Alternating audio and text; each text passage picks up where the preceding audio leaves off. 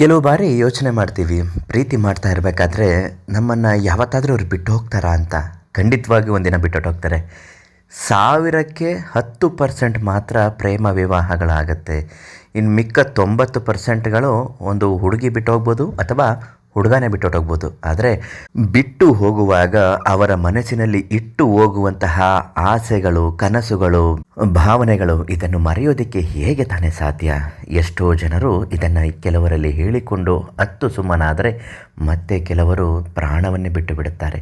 ಪ್ರಾಣಕ್ಕಿಂತ ಹೆಚ್ಚಾಗಿ ಪ್ರೀತಿ ಮಾಡಿರ್ತಾರಲ್ಲ, ಅದು ಅದಕ್ಕೆ ಕಾರಣ ಆಗುತ್ತದೆ.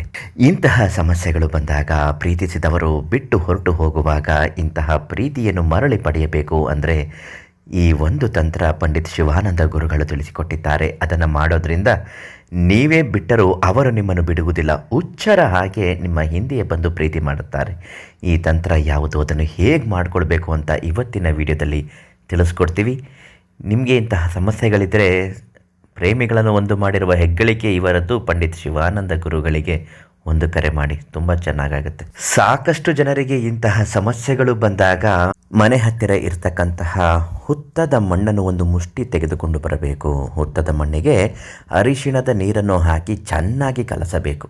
ಚೆನ್ನಾಗಿ ಕಲಸಿದ ನಂತರ ಅದೇ ಹುತ್ತದ ಮುಂದೆ ಕುಳಿತುಕೊಂಡು ಒಂದು ಕರ್ಪೂರವನ್ನು ಮೇಲಿಟ್ಟು ಒಂದು ಬಿಳಿಯ ಕಾಗದದ ಮೇಲೆ ಅವರ ಹೆಸರು, ನಿಮ್ಮ ಹೆಸರು, ಶೀಘ್ರ ವಿವಾಹವಾಗಲಿ ಅಂತ ಬರೆದುಕೊಳ್ಳಬೇಕು. ಇದನ್ನು ಬರೆದಾದ ಮೇಲೆ ಸಂಕಲ್ಪವನ್ನು ಮಾಡಿಕೊಳ್ಳಿ. ಯಾವುದೇ ರೀತಿಯಾದಂತಹ ಅಡೆತಡೆ ಆಗದೆ ಮತ್ತೆ ಪುನಃ ಬಂದು ನಮ್ಮನ್ನು ಸೇರುವಂತೆ ಆಗಬೇಕು, ಅವರು ನಮ್ಮನ್ನು ಬಿಟ್ಟು ಹೋಗಬಾರ್ದು ಅಂತ ಹೇಳಿ ಆ ಹುತ್ತದ ಮಣ್ಣನ್ನು ಅಲ್ಲಿಯೇ ಬಿಟ್ಟು ಹಾಲಿನಿಂದ ಅದನ್ನು ಕರಗಿಸಬೇಕು.